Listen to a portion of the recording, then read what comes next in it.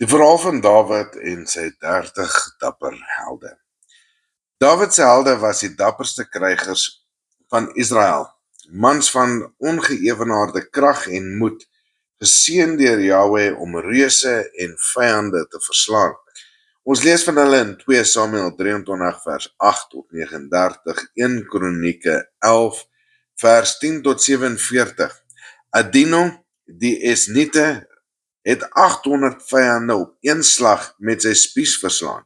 'n Ongelooflike vertoning van krag in 2 Samuel 23 vers 8. Eleasar, die seun van Dodo, het so lank geveg teen die Filistyne dat sy hand aan sy swaard vasgeklou het en Jahweh het 'n groot oorwinning bewerk. 2 Samuel 23 vers 9 tot 10. Samma, die seun van Age, het alleen 'n hele Filistynse leer gestop in 'n lensieveld verdedig toe ander gevlug het en Jahweh het deur hom 'n groot oorwinning gebring in 2 Samuel 23 vers 11 tot 12.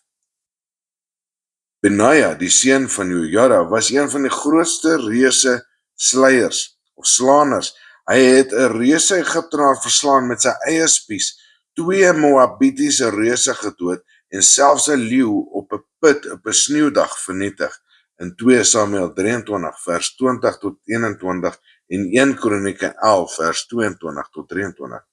Abisai, 'n broer van Joab, het 300 Filistyne op een slag met sy spies verslaan en was een van Dawid se voorste generaals gewees in 2 Samuel 23 vers 18. Ander giant slayers sluit Sebekai, die Husatiet, wat 'n reus genaamd Saf verslaan het, en Elanan, wat Lami, die broer van Goliat, doodgemaak het in 1 Kronieke 20 vers 4 tot 5. Jonathan, Dawid se neef, het 'n reus verslaan met 6 vingers aan elke hart en 6 tone aan elke voet. 1 Kronieke 20 vers 6 tot 7.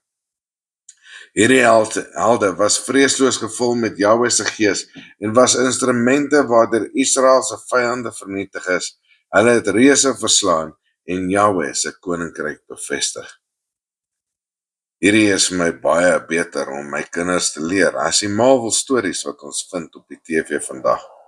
So vind ons dat die Ou Testament vol interessante stories is wat ons kinders kan leer. Mag julle 'n fantastiese dag hê, broers en susters.